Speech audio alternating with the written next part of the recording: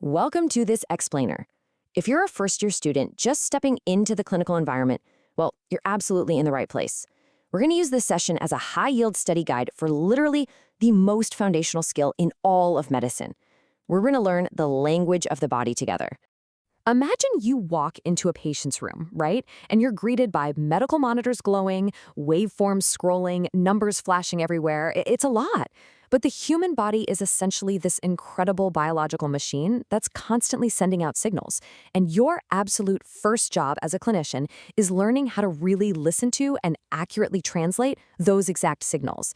Which brings us to a pretty core question. How do you actually translate a patient's vital signals into clinical action? Because, before we can diagnose a problem and long before we can treat a patient, we have to establish their baseline. We need to know what normal looks like for them. And that's exactly what we're going to master today. Here's our roadmap for this session. We'll cover why vital signs matter, then pulse, the cardiac rhythm, assessing the pulse, respirations, the breath rate, and finally a clinical terminology summary. Let's jump right into section 1. Why vital signs matter, establishing the baseline. Now, taking vitals isn't just, routine paperwork or some busy work for the start of your shift. It requires a real mindset shift. These measurements are crucial. They tell us the real-time relative status of a patient's vital organs. We're talking the heart, the lungs, the blood vessels. They establish that initial baseline record so we can actually observe health trends over hours or even days. And most importantly, vitals tell us if our interventions like a surgery or a new medication are actually working, or if we need to escalate care immediately.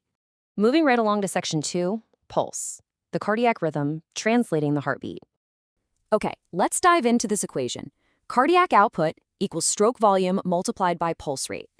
This determines the total amount of blood pumped through the circulatory system, which in turn dictates the total oxygen delivered to the tissues. So the really crucial takeaway here is this. When oxygen levels fall below normal, which often happens with lung disease, the heart naturally attempts to compensate.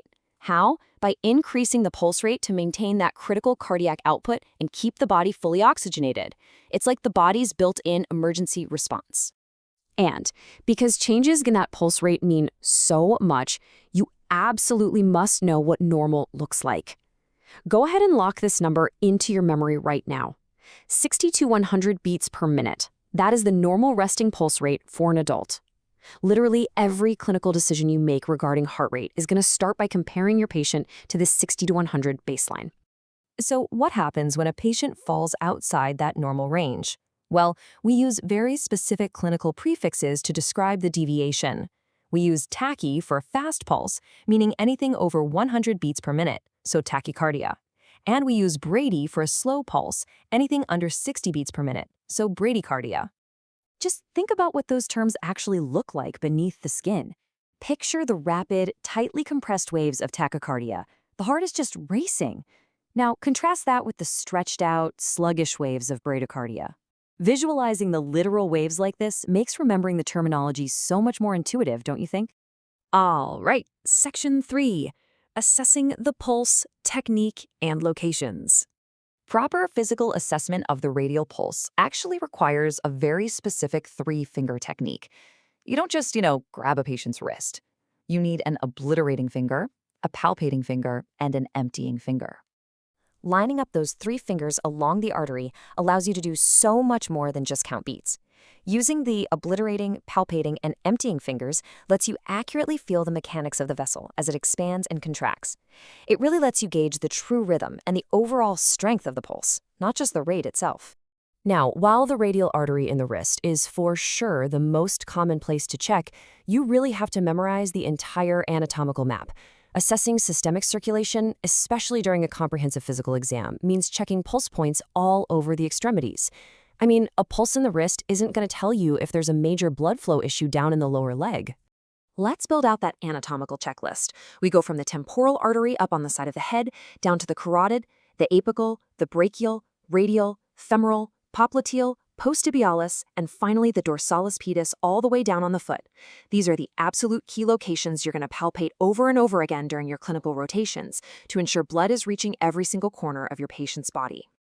And while you're checking those pulses, there's a vital concept you always need to look out for: the pulse deficit. This is simply the difference between the number of auscultated beats, which are the beats you actually hear when listening to the heart with your stethoscope, and the peripheral pulse beats you feel with your hand. A pulse deficit is a massive red flag. It alerts you to potential cardiac arrhythmias, where the heart is indeed contracting, but those contractions are just too weak to effectively push a palpable wave of blood all the way down to the peripheral arteries.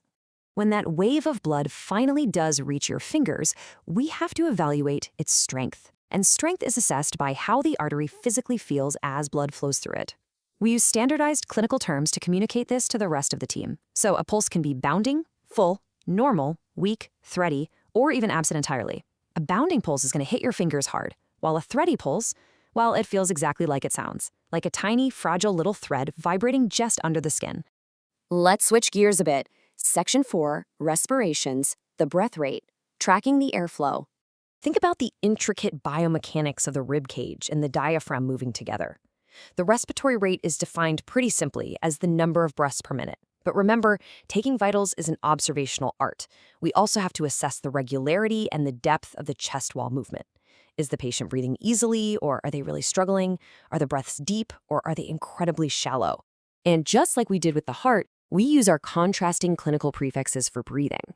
Tachypnea is used for fast breathing, which is anything above 20 breaths per minute, and bradypnea is used for slow breathing, anything below 12 breaths per minute. So again, tachy for fast, brady for slow. And finally, Section 5, Clinical Terminology Summary, your essential cheat sheet. I'd highly recommend you take a screenshot of this right now. Mastering these exact patterns and terms is completely non-negotiable for communicating accurately with your attending physicians and nurses. We start with normal breathing, which is called eupnea. Then we've got tachypnea and bradypnea. Apnea means a total absence of breathing, but look how complex the body gets when it's under stress. Hyperpnea is deep and fast. Cheyne-Stokes involves these gradual increases and decreases mixed with periods of apnea. Biot's features clustered, rapid breaths. The extreme Kussmaul's combines both fast and deep breathing, and apneustic breathing involves prolonged inspiratory and expiratory phases. I'm telling you, mastering these definitions gives you the foundational vocabulary of your entire clinical career. So memorize these baselines. Memorize that 60 to 100 beats per minute. Study that terminology, and you are going to be completely ready to listen to the language of the body. The body is always speaking to us, but the ultimate question is, what will your very first patient's baseline tell you about their future? Thanks for learning with me today, and I'll catch you in the next explainer.